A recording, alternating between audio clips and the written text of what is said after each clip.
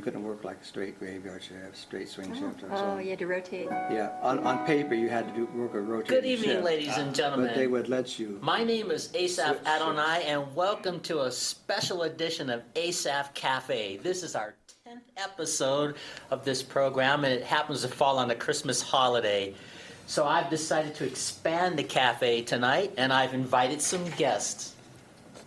Michael, Yes. his lovely wife Louise, Matthew, and Kevin. And of course, I'm Asaph. And for those who've been watching this program, I'm just going to be playing in the background while our expanded guests are talking. So, thank you all for coming and being part of this special program. This is our 10th episode. And I've been doing this show for a few months now. So I'll start out with Silent Night, and you can talk and drink your water, and stuff like that. Sure. Anyway, the reason I mentioned that rotating shift is because my favorite shift was the graveyard shift. Because we would release balloons twice a day, like 2 in the afternoon and 2 in the morning. So the reason I wanted to work the graveyard shift is once I release them with a balloon and make sure that it was tracking the Broadway, I'd step outside for a while because it's really quiet on the line. You don't have any public contact that time with them. I'd go outside and watch the Northern Lights between 2 and 5 o'clock for a few minutes at a time, you know. Of course, you got to constantly have an eye on the weather, you know, all that kind of stuff, you know. What the weather's doing, the visibility of the city, and all that stuff. So they liked you so bad. Yeah, I couldn't imagine why anybody wouldn't want to work the graveyard. See how those Northern Lights, because they were just so beautiful, colorful, and then they would move. And then in that place, it's just completely quiet at night. It's not like you're in the city, you know, these city sounds. It's just completely quiet, and you can actually hear the Northern Lights. It's a magnetic field. It's got electricity in it. You can actually hear the electricity in it. And then you can see the magic of its movement, and it's constantly changing. There you go. Very good. Thank you, sir. This is one of my favorite songs as far as the Christmas holiday to play. Well, Asaph, what do you know about the song "Hark the Herald Angels Sing"? I don't really know the history of that song, do you? A little bit. I think it's an old Germanic German song, military Okay. song, Mm-hmm. that was turned into a religious song. Oh, I did not know that. I And, wasn't aware of that. Yeah, because it has kind of a military march to it. Okay. Do you know how to play it? I could give you my version. I haven't done it in a while. Give you a little light version of it. Sure.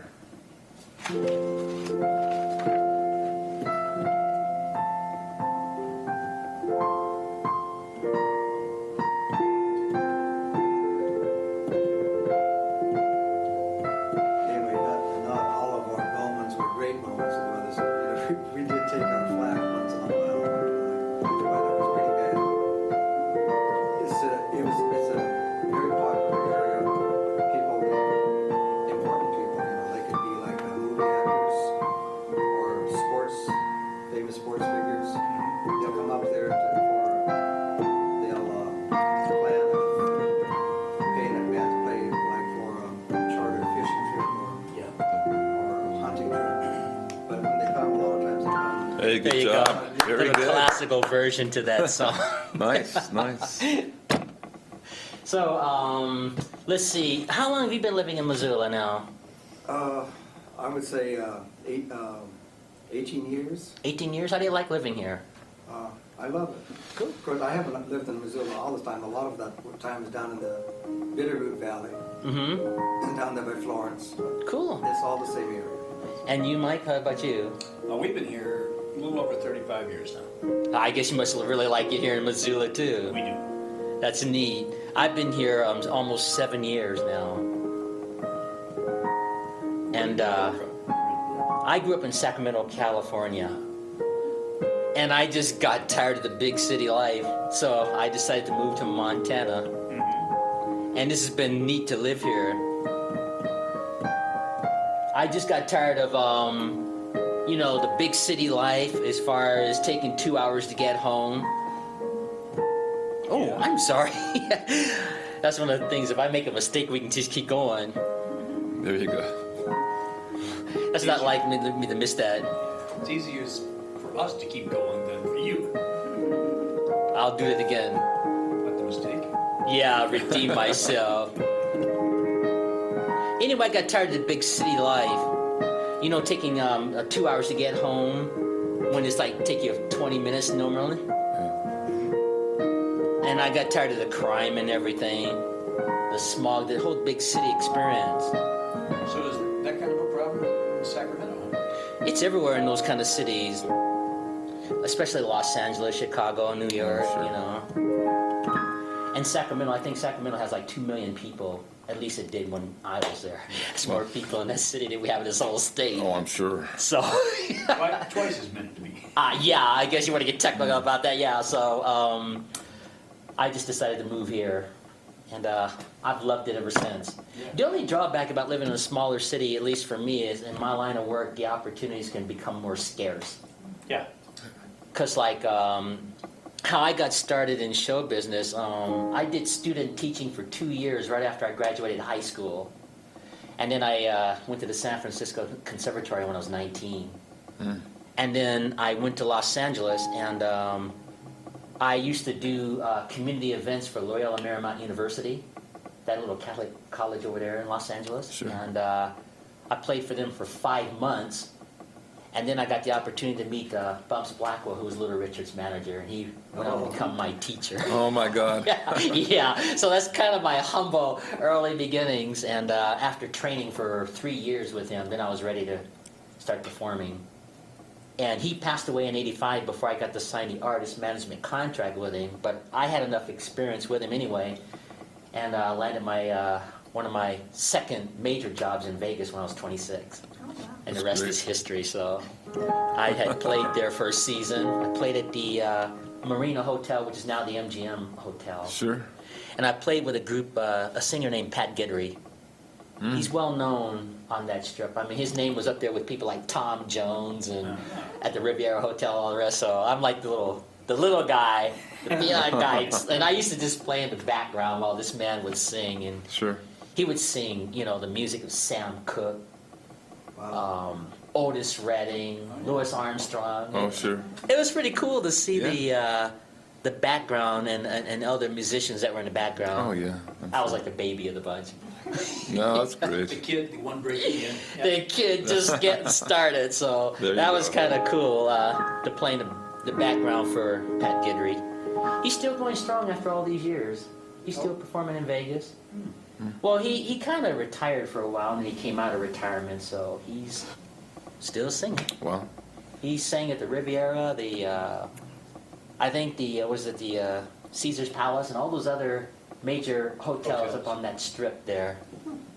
So I tell people that my career took a change when I started playing for the Salvation Army. And so I took my music, and they had a little kettle. Yeah. And I'd play in front of a red kettle to raise money for people in need. And I did that for 12 years. Really? 12 years. Oh, my 12 God. consecutive Christmas holiday seasons. Oh, okay. Yeah, I was just going You to know. say, because that's... Oh, no, very not seasonal the 12 work. literal. Yeah, Oh, I yeah. mean, we're talking about in the seasons. And Yeah. wound up getting nominated for the California Jefferson Award. So, Oh, wow. It's yeah, so that's kind of my little history there. interesting. And of course, now I'm here in Missoula and working on this brand new Lawrence Welk show.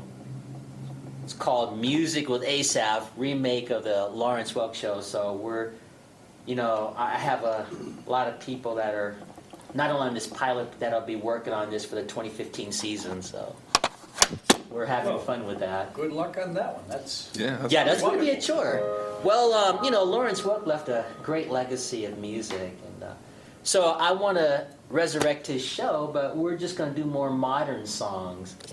And I think I demonstrated this earlier. I'll do a piece of Painted Black.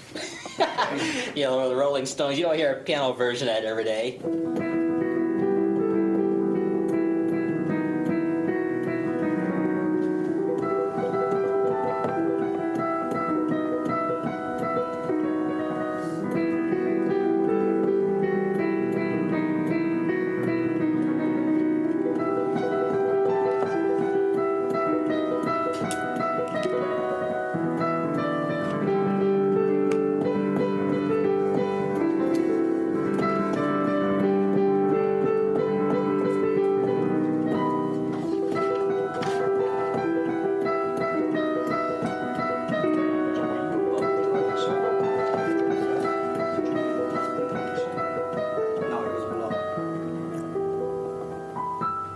classical version of Painted Black.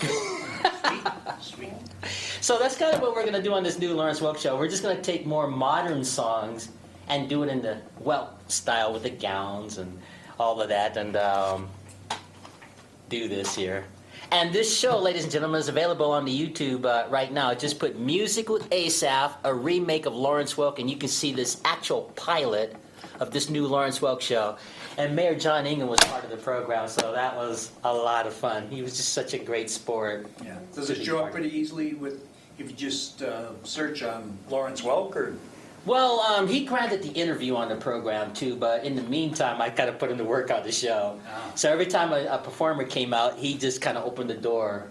Yeah, but I'm talking about how are people when they go to look this up? Can they find it just under Lawrence Welk? Or? No, they have to put Music with Asaph, Lawrence Welk Update. How do you spell Asaph? That's A-S-A-P-H, Asaph. Just like the Asaph in the Old Testament. Okay. Just put Music with Asaph, Lawrence Welk Update, and it should pop up on the screen. Okay. In fact, I think that's what you were watching before we started taping this program. And see, time is flying. It's almost been 20 minutes that we've been here. Yeah, this I'm looking at our time there. This goes by really quickly when you're having fun. And we're gonna do like Cyndi Lauper's music, maybe Madonna, like for example.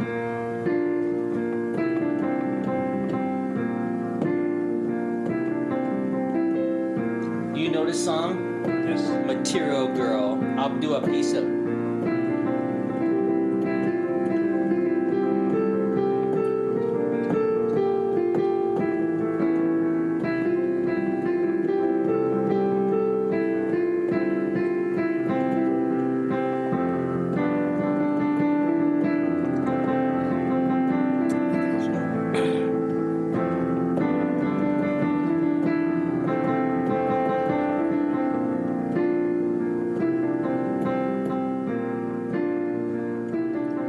Something like that. Mm-hmm. And as far as I found a group called Starlight that I think might be involved in the season coming up. And so what we'll do is we'll have a band here and then a little set, something like this, or maybe what you saw wherever we tape it, and just switch sides for this new pilot and see how that goes. Good. Yeah, I want to do this for the community. I mean, this is a interesting place to attempt to do a show like that, I think. And I'll have my candles on there. There you go. Yeah, we got to get that Liberace thing going. Now, Asaph, one of the things I remember about the Lawrence Welk show, along with my parents, they watched it religiously every Saturday night, along with most Americans. I think everybody watched the Lawrence Welk show. As we came into the holiday season, with watching Lawrence Welk, they always had great holiday programs. And I remember as a little kid, I loved to watch Lawrence Welk around December, Yeah. and with the Lennon sisters and all their, local celebrities they had on that show. And one of the songs I always loved to hear was Jimmy Rogers sing with Norma Zimmer, I think. She was the Champagne Lady. The song Silver Bells. Okay, I'll do that for you. Can you do that? Yeah. Oh my goodness. There you go. That's their theme. That's the theme, yeah.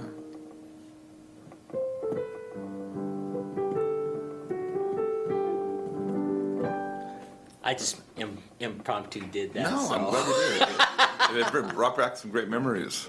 Yeah, speaking of Lawrence Welk, I come from a military family, so my father would have the television on, and he'd be working around the house, and my mom would be cooking, and you could hear the music of the Lawrence Welk show when I was a little kid growing up. So I just go sit in front of the TV and watch.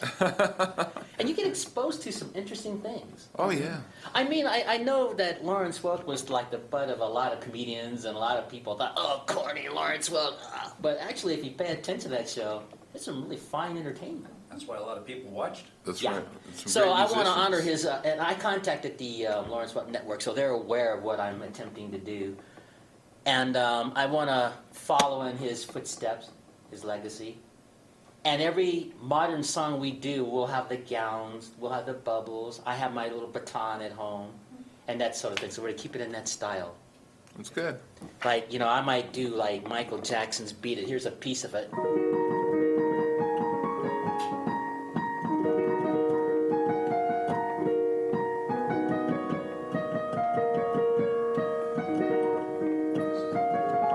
You know, something like that, see?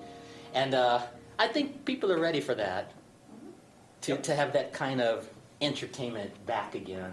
So, But updated. yes, updated Yeah, well, version of one the Lawrence things that Welk. Lawrence Welk did, though, I mean, he played updated songs, but he also played old songs. Well, we'll bring back he some did a little old bit of songs. everything, a real Yeah. variety. Yeah, and also 3/4 into the program, I will always do a legitimate classical piece. Or I might have an opera singer or somebody like that, and we'll do Sure. that too. Yeah. So also we're going to have mix all of that. Yeah. Yeah, we will, but I have a different plan for the dancers. Like, once we get this band set up, I'd like to have dancers like in the background, you know, like you see in those concerts, Yeah. but only with their gowns and things. Not the sensual look, but just the, you know, the dance kind of thing. Yeah, So sure. that'll kind of update this show too. So it's going to be fun. And you wanted to hear Silver Bells, Silver right? Bills. I'll give my version of it. All right.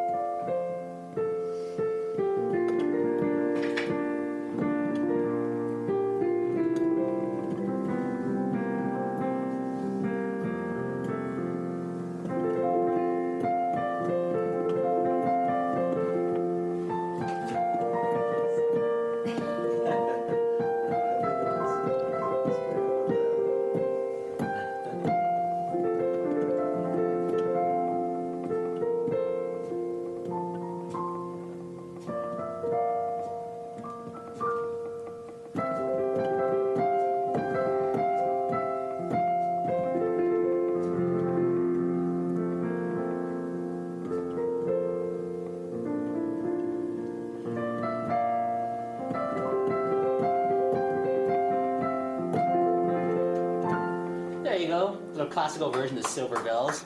You know, I always think of Bob Hope every time I hear that or play that, because I Oh, think sure. he sang that in that movie. I'd forgotten the name of the movie. The Lemon Drop Kid. Yeah, that's I it. do remember it. Where he was singing that.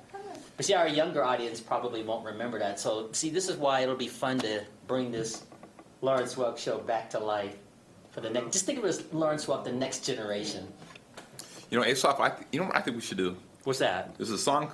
I brought out some song sheets for each of us here. All right, yeah. And Let's we have fun. one called White Christmas here. The White Christmas, the Bing Crosby one? Yeah. All right, you want to have fun with that? Why don't we all sing it together? Yeah, it'll be fun. You sing loud. Well, I'm not a great Those singer, who have a but voice. number 5, White Christmas. All right, no, we got to figure out a key. Let me A just key. pick a key Okay, you pick a random key. and see if this works. That's okay. I mean, we're not going to be on American Idol. That's right. We're not going to go We don't have very to worry far. about Simon Cowell judging here. Let's try this key here.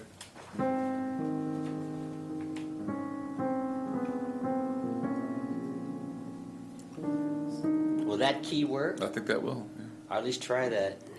I'm dreaming of a white Christmas, just like the ones I used to know, where the treetops glisten and children listen to hear sleigh bells in the snow. I'm dreaming of a white Christmas, with every Christmas card I write. May your days be merry and bright, and all your Christmases be white. Well, very good. Well, I Thank don't know if you. that's the right key, but thank you. I mean, We did I didn't okay. hear a replacement for Bing Crosby. No, you didn't. we don't have to worry about that. But Bing Crosby was such a fantastic singer. Boy, what a voice Oh, he was blessed great. with. He was great. You know, that song Rudolph the Red-Nosed Reindeer that Gene Autry sings every year. Yeah. Do you guys know the history of that song? No, I don't. Well, originally Bing Crosby was asked to sing that song. Wasn't that a B-side? I mean, it's supposed to be a B-side? Probably, It was, but like- originally, Yeah, it took originally off. Yeah, I it think it was was. offered to Bing Crosby, and he turned it down. Ah, Oh, really? That's when it was offered to Gene Autry. Oh my And the God. rest is history, because, you know, I mean, I like Gene Autry, but he wasn't what you'd call a Sinatra. He No. was different. No. And I Yeah. think it worked for that particular song, Rudolph the Red-Nosed Reindeer. well, The- you know, the kids were watching Gene Autry anyway, so. yeah, I have a Gene Autry collection at home in So- my movie collection. Uh-huh. So he would sing something like, Yes.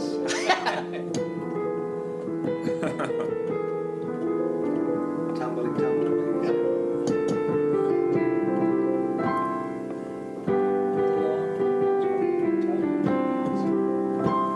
How about his Home on the Range? Home. yeah, I'll give you my version.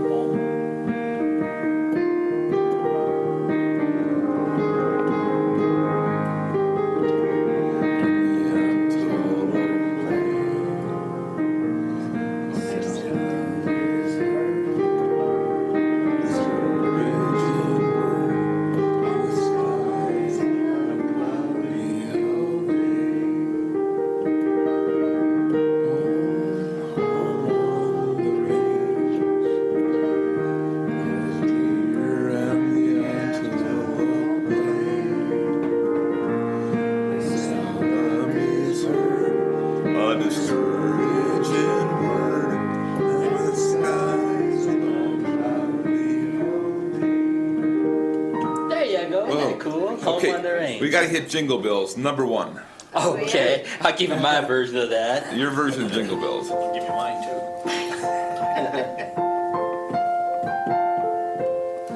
We're going to sing along with you today. Hey. Jingle bells, jingle all the way. Oh, what fun it is to ride in a one-horse open sleigh. Hey. Jingle bells, jingle all the way. Oh, what fun it is to ride in a one-horse open sleigh. We're dashing through the snow in a one-horse open sleigh. Over the hills we go, laughing all the way. Bells on bobtails ring, making spirits bright. Oh, what fun it is to ride the sounds of tonight. Oh, jingle bells, jingle all the way. Oh, what fun it is to ride in a one-horse open sleigh. Jingle bells, jingle all the way. Oh, what fun it is to ride in a one-horse open sleigh. There you go, Jingle Bells. Hey, there you go. Hey, very good. yeah, so those are just such fun songs. And you know, like the music I play, popular music, I make it sound classical. I was trained to do that by one of my piano teachers. His name was Marshall Caswell. He was a music educator, and he also played at the Northern Hotel at the time. And so I trained for a whole year to be able to take any popular song and make it sound classical instead of the traditional way. Yeah. Like, you know, you'll walk into a hotel and you might hear, like say the Girl from Ipanema is a great example. Normally it might sound something like this.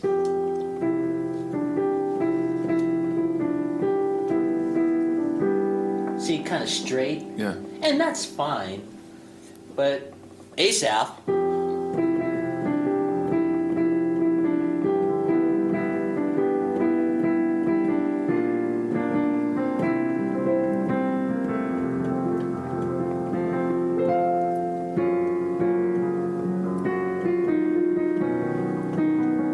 you know, something like that, so. Do you know Blue Christmas? I don't think I'd be able to do that on the okay. keyboard. Well, the Yeah. reason I'm saying that is because, you know, when you repeat a song on a piano, it has to have a melody that goes all the way through. Maybe it was more of a vocal kind of song. Well, yeah, like a lot of those. I like the way Elvis did it. Well, yeah, and he was a fine singer and everything, but they have like all that stopping, rhythmic, and talking and stuff in some of those rock and roll songs. So there's no way to repeat that. Right. So it has to have a melody, like when we did Home on the Range or White Christmas. There has to be this distinctive melody in order to repeat it. Oh, do you know Buddy Holly's Jingle Bell Rock? No, I don't think I'd be able to do that. I know the song, but You don't know Jingle Bell Rock? no, sir, I'm not sure I'd be able to do that on the piano either. Okay. But let's see, how about Mickey Mouse Club? Oh, let me do it again. I'm sorry.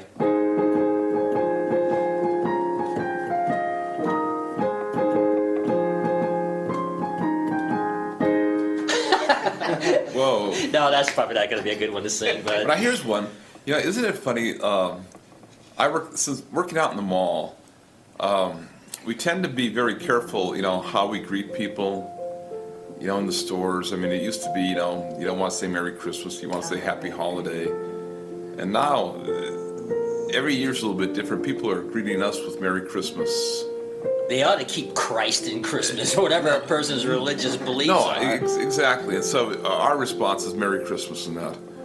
And then, but we have a lot of groups. There's Asaph playing out in the mall, and he's playing songs like Ave Maria. Yeah. He's playing songs, a lot of different religious songs, and we have the various grade school bands that come in, and they're playing all these various, Silent Night and all these religious songs, and it's very interesting this time of year how religious songs are very acceptable. They become very secular, actually, in our culture. And so with that being said, I would like Asaph to play a song called "O Come All Ye Faithful," which is number 14. Okay, oh, come all ye faithful, okay. And we'll sing along with you, Asaph. All right. Oh, you want to ruin it? Oh, no. Hey, this makes it more stimulating. see? This makes it more stimulating. Number 14, "O Come All Ye Faithful." We'll try this key here and see if it works. Okay. "O come, all ye faithful, joyful and triumphant. O come ye, to the bed. Come and behold, born the King of angels.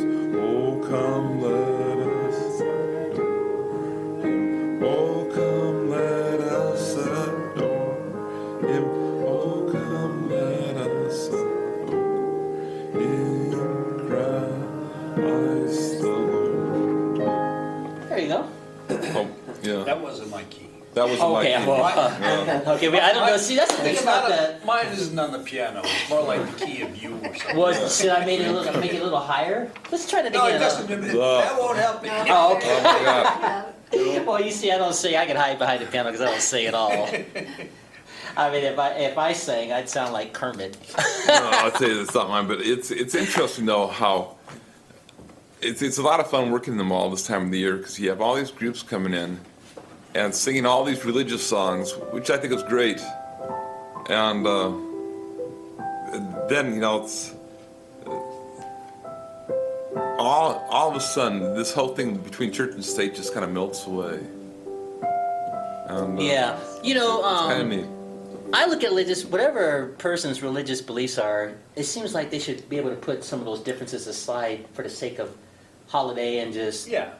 sharing And people do. Things like that instead of But taking everything so personal. actually right now it's Hanukkah season. So Right. Uh-huh. we ought to be singing. Well, the problem is I don't know how to do any Hanukkah songs. I'm working on my Hanukkah repertoire. Oh, I okay. should have that ready by next year. Dreidel, dreidel, dreidel. Well, there's a famous Hebrew singer named Marty Getz. I don't know if you ever heard of him.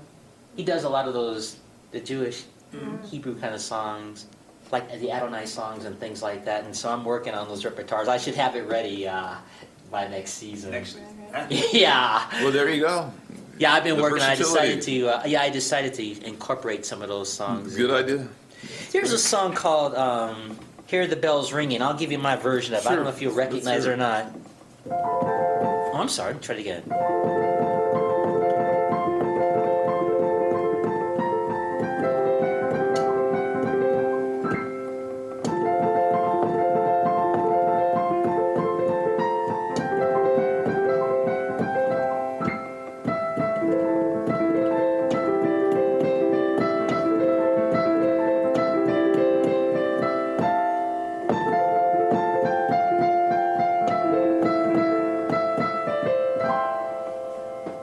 That's called Hear the Bells Ringing. It talks about, Christ rising from the dead, which I think they talk about that this time of year too. Oh, yeah. Mostly it's the baby Christ being Yeah. born. And, Yeah, right. But the, Easter is the other one. yeah, according to the New Testament, he rose 3 days later. So that's usually a song you'll hear around Easter, Right. that sort of thing. So, Interesting. but that's called Hear the Bells. One of the things I was going to say about your playing is putting the classical touch to the songs, especially if there are no vocals. It makes it sound much richer and fuller. Yeah, really like that. and I'm very humbled by that. But again, I was trained to do that, so I can just about take any song at this point. Now, you know how you prepare for popular music? I don't know if you remember Roger Williams, a famous pianist. Oh, yeah. Yeah. He used to take all those popular songs in his own style and make them sound kind of classical, like the theme from Exodus and so on. Yeah. But the way you prepare for that, they have what's called a fake book, F-A-K-E book. Oh, I've seen them. It's got like maybe 1,000 songs in it, and Right. all it has, like the lines and spaces, it'll just have the basic melody, no tricks, just the basic melody and a chord on top. That's it. And so you just take that and you might, like say, let's say the theme from Exodus, you might practice it playing like this. See, something like this. Until you get the chord in your mind, then you can start getting a little fancy. And that's how you practice popular music. Whereas with classical music like Chopin and stuff, you have to memorize each finger with each note. Mm. And it takes more time to prepare. See, that's why a lot of people don't like to do classical music. So like if I'm doing Moonlight Sonata, like the intro, it's the same fingers every time. Sure, you can't improvise. No, you have to memorize the fingers that you're going to use. Any classical piece, any Beethoven, Chopin, Franz Liszt, any of that, see? So if I were to do that again, the same fingers. And you do that for the rest of your life. Well, it was put down pretty good first time, and so I guess. Well, see, the notation system in Beethoven and Chopin's time is different than the notation we have. Theirs was called R-O-T-E, wrote. So they physically wrote it out. They didn't have those chord symbols that we have today. They literally wrote every note. There were no chord symbols at that time.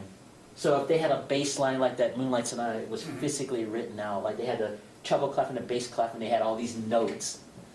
And so you have to just read those notes and figure out what fingers you want to use. And of course, as time went by, some of the publishers put little suggested fingers, like number 3, for example. But some people's fingers may not quite work. So they're called suggested fingering systems that they have today, and which makes it, easier to learn. Sure. Whereas with popular music, you just, with your left hand, it's usually your pinky, this index finger, and your thumb for the bass. See? That kind of thing. Yeah, it just fits. So you like Mary Had a Little Lamb. I'll do it in slow motion so you can hear it. See? See? And that's just basic. And you just take those principles and add notes instead of the single note. You go. See, something like this. And then you just build up on that. And so you take those fake books and you just take time and learn all those popular songs, and that's how it's done. Did you know the Platter's Twilight Time? Not that one. Well, let me do one of those songs. How about They did. You Send Me? Do you know You Send Me? Oh, You Send Me, yes. Sam Cooke. Yeah. was a big Sam hit Cooke, with yeah. that, yeah.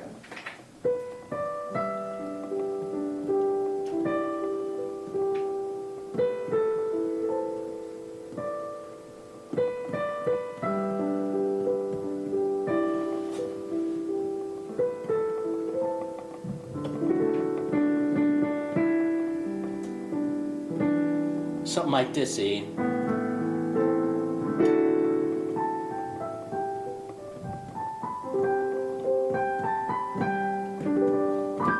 You know, something like that. Everybody would do that different, obviously. But with me, it's just fun to make it sound classical because a lot of people don't like traditional classical music. So if you heard a popular song that they recognize, it sounds classical. Like when I do Sam Cooke's Cupid, I'll do it at the normal speed. See?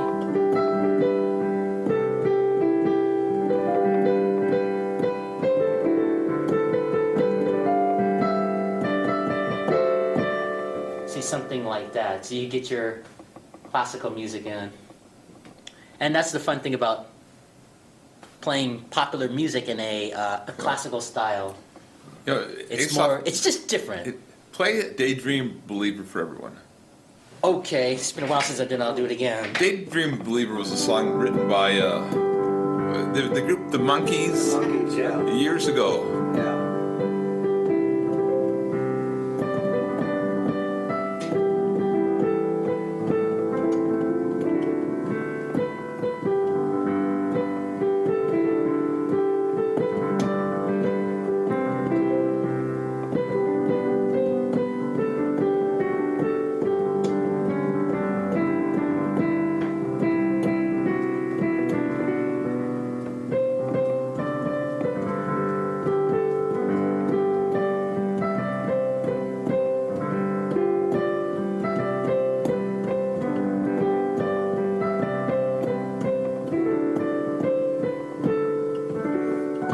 Something like that.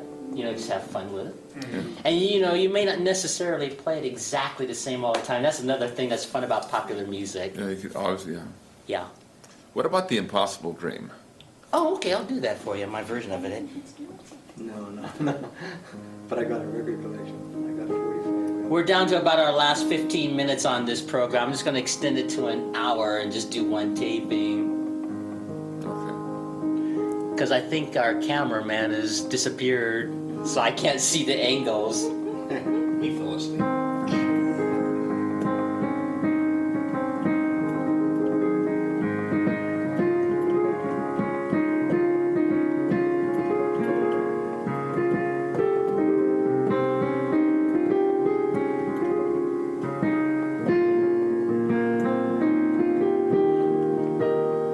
Take two. Let me do that over. I don't like the way I'm playing that.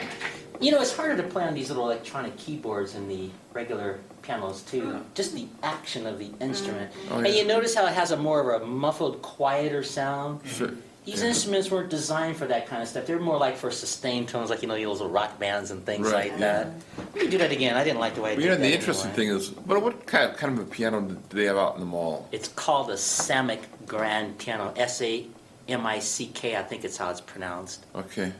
And, It's got a much better sound than this thing. well, yeah, I mean, any regular grand piano is going to have a much richer, fuller sound. Yeah, this does Because not- with this, you know, with regular pianos, you have this action here. You can play softly, loudly. Whereas with this, it's just take the volume switch, you know. Oh, okay. It's kind of like, I don't think they're going to have me doing any Yamaha commercials for No. electronic grand pianos. But let me do that again.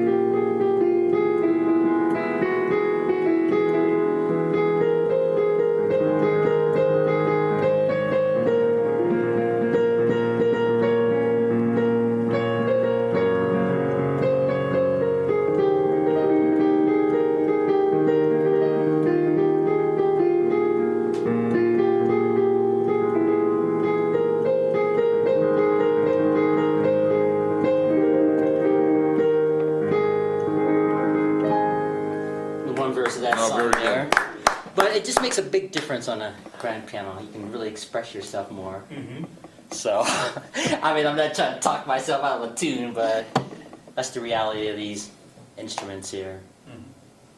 And then they have other voicings, like strings. It'll be sound something like this.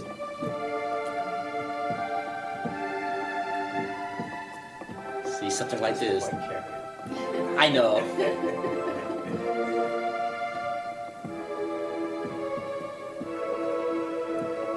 And you're not gonna do any tricks with these artificial strings and stuff like that. And let's see, what else does this have? Harpsichord's pretty cool.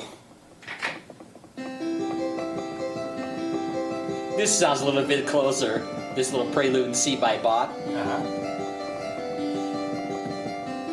Well, that was the one thing about harpsichord. You had no control over volume. That's it. It just was monotone, up and down. Yeah. That's the way to describe it. Yeah, and that's what this sounds like when we do it on here. I'll do that again. Sorry about that.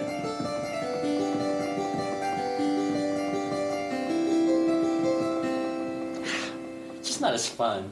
Well, yeah, but in a sense, it does a better job of playing a harpsichord than it does the piano. Well, yeah, I agree with you on that. I always think of Liberace every time I hear a real harpsichord.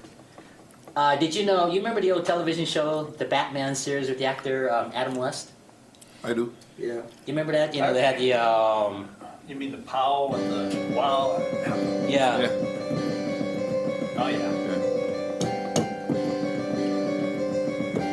I'm not going to do that. But my point is, Liberace was one of the bad guys on that show. He played a character called Chandel. Oh, yeah? And it was funny because he'd be sitting there doing all this music, trying to figure out how he's going to get Batman. Oh my God, I didn't know that. Yeah. Well, that's probably not a good way to play the piano, trying to figure out how you want to wipe someone out. But yeah, he was one of the bad guys on that. And what was interesting about that show to me is they had the famous actors of the past that were part of that. Vincent Price. I don't know if anybody remembers. Yeah, I him. know. Yeah. He was one of the bad guys too. He was this character called Egghead. They didn't shave heads then, so it was probably his little mask, for the bald head. And Betty Davis was one of the bad guys too. She was the Black Widow lady.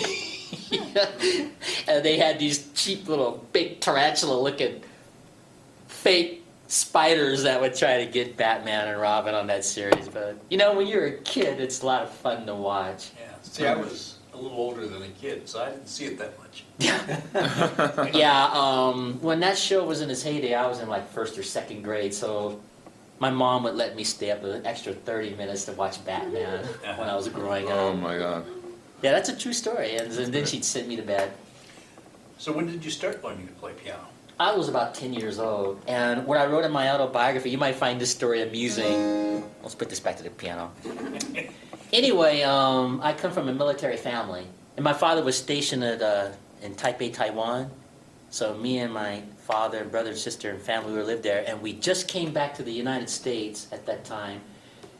And my father was sent to Langley Air Force Base up there in Hampton, Virginia. I think that base is still there after all these years. And my father had a habit of drinking gin. And when he'd drink, he'd leave the house and come home with something brand new, like toasters, towels, a lamp. Every time he'd just start drinking gin, he'd leave the house. And one day he came home with a brand new piano. Oh. I was 10 years old when that happened. Langley Air Force Base up there in Hampton, Virginia. He was really drinking some gin that day. And he came home with this brand new, spanking brand new piano. And my mom had a fit. She was like crying and, what are we going to do with this piano? So I start messing around with it, and then 2 years later I got formal training. Oh my God. That's how this whole thing started, at least for me anyway. Wow. Yeah, that's a true story. I believe you. My dad came home with that piano. I don't even think he remembered he bought it, but when the gin wore off, we had this piano, and my mom was too poor to take it back, so it became part of the family. And then when we moved to Sacramento, we brought the piano along, and that's when I got my training. So was he pleased with your choice of career? eventually came around. You remember the movie The Jazz Singer with Neil Diamond? Did you ever see that movie? I did. Yeah. Well, he comes from a Jewish cantor family, the character he was playing. And he wanted to get into show business. His family wanted to be a cantor. Not that there's anything wrong with that. It's beautiful music. So he chose to go, do the concerts and stuff. So that didn't sit well with his father. And that's kind of what it was like with me, with my dad. My father had a different plan for my life. And it's funny because I think, parents, when they have children, they have a plan that they want their kids to follow in their footsteps, whatever that parent wants that child to do. Yeah, it's usually a bad idea. Yeah, and usually I think parents do that because they want to look good in the eyes of their friends, and that's what it was like with my father with his Air Force friends, Oh, this is my son, Asaph, and I want him to, jump out of planes in the Air Force and stuff. And I was getting this music training as a kid, and I started liking it, really liking it. So my father and I clashed, just like Neil Diamond's character clashed in The Jazz Singer. Yeah. But to answer your question, in the movie, his father goes to see his son performing.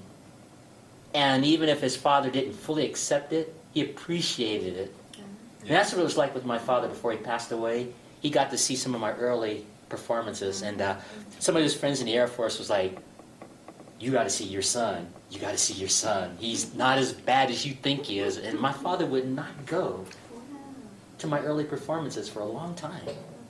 Finally, one day he showed up just like Neil Diamond in the movie. And so I just pretended he wasn't there. And I was aware he was there, and his Air Force friends were all watching and stuff. And I think it shocked my dad. I think it really shocked him. He was like, he didn't say anything.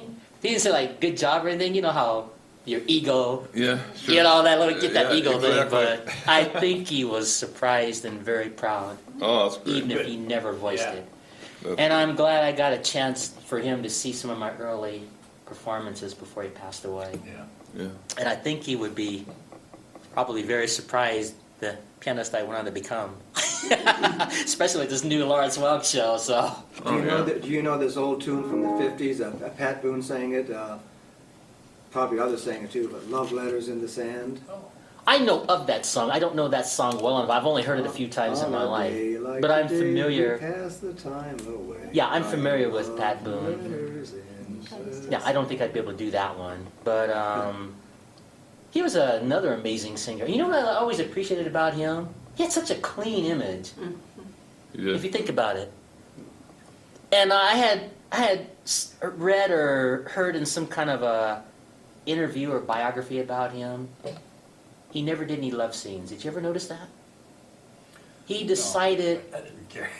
well, maybe he wasn't what you'd call a Paul Newman, but he had made a rule that he wasn't going to ever do any love scenes if you watch any of his movies, in respect for his wife in real life. And I think that's an admirable conviction, if that's your thing. And some of these people from the past, I want to adopt some of their philosophies and ideas as far as, being a performer. Like this new Lawrence Welk show, Keep It Clean. You watch a lot of the award shows, Grammy shows, interview shows, and I don't mean this critically, and they're all popping out of their clothes and what have you. And I guess that's the style. So I'm not going to say that's wrong necessarily, but like with this new Lawrence Welk show, I'm going to take it a different direction. That's good. And I got an email from Focus on the Family. I don't know if you're familiar with that ministry. They saw my show, so they sent me an email and said, Asaph, congratulations, and keep it clean. That was their advice. Well, it's funny that they would say that, Yeah. because I was going to do that anyway. Yeah. So, Well, I mean, that's in keeping with Lawrence Welk. right, and I think that's what they had in mind. I don't think the Focus on the Family was being critical. But I want to be able to put a show together where you can have like your grandchildren sitting Sure. and watching. And that's what I want to do. I want to keep that Lawrence Welk legacy alive. So that's kind of my plan for the show. You won't see any Beyonce shaking her backside or no Miley Cyrus swinging on a chain.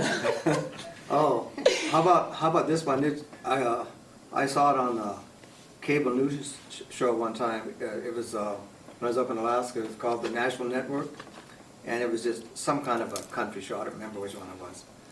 And they said that the song that was voted the most popular country song of all time. Any idea what it was? I have no idea. It was called the Tennessee Waltz. Oh, Oh. yeah. I can fake my way through that one. Well, that one kind of crossed over.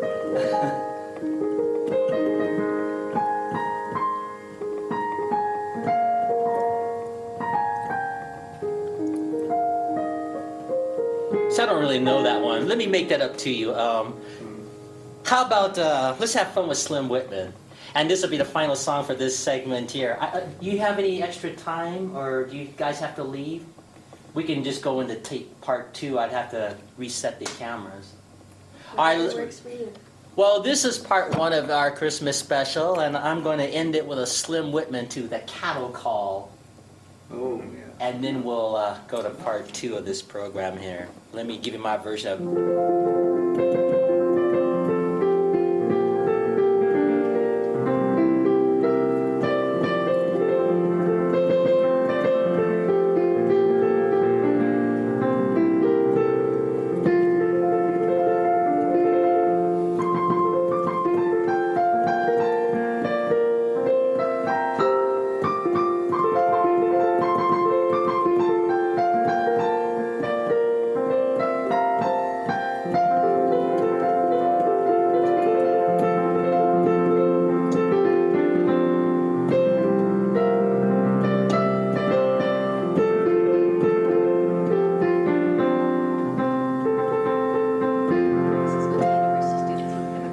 Tempted to yodel. You can yodel if you like. I don't know how.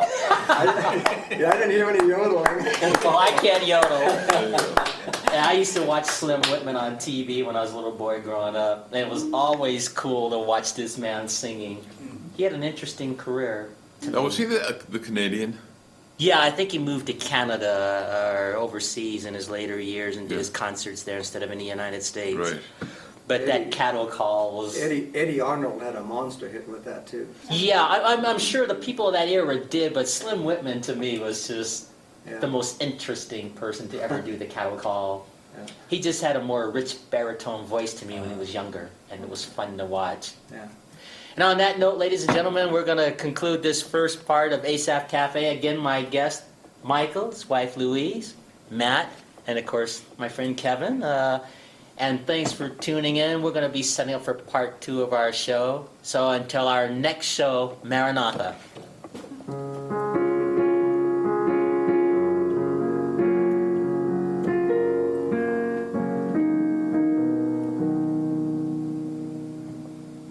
That's it. They'll fade that out. Yeah, I do. That song is kind of a theme song, I think, for me. So, Well, Asaph, I've got to run. Classics. all right. But this was a lot of fun. Thanks for coming. Oh, my pleasure. Yeah, You have a nice voice. I'm talking about Ricky Nelson, speaking Ricky voice. I don't know Yes, he about does. your singing My voice. singing voice is... Wow. But you know, your voice is very good for radio or TV, I suppose. You know. Yeah, well, hey, Yeah. thanks. Yeah. Well, you can keep the song sheets. I'll do that. I'll keep that. Yeah. And, You but can take that popcorn with you if you want. Asaph, I think you're on your way to, well, good things are going to happen to you, Asaph. Well, hopefully. It's all the good Lord, you know, and Keep that. years and years of practice and training. Baby Yeah, I steps wish you all and the luck. stuff. So, Thank you. I'm sure Thank you'll you. do well. Thank you. But I think your theme is going to be, I the think that... impossible dream. No, I actually, it could be, I really think this Guy's in Love with You might end up being the theme song, because when we did the promo to the Lawrence Welk show, that was the closing and opening songs.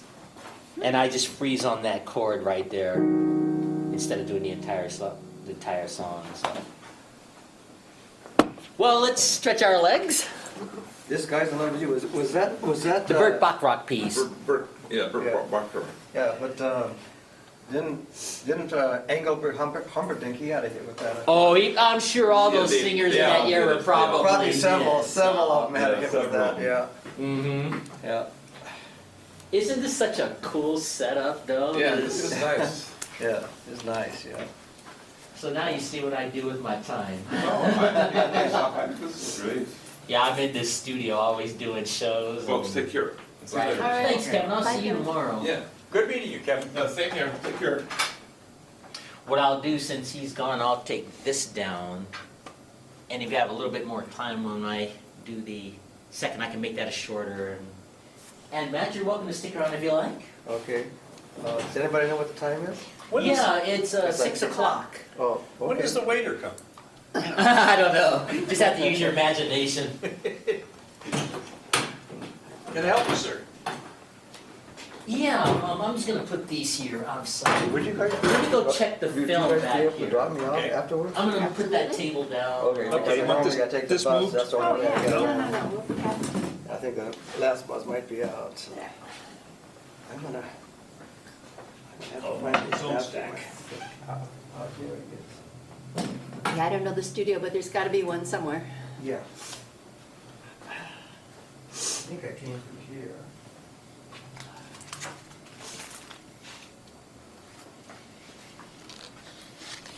Some crackers for you, ma'am. Mm. My nose started itching and running partway through. I think you're allowed to do it. Didn't want to wipe it.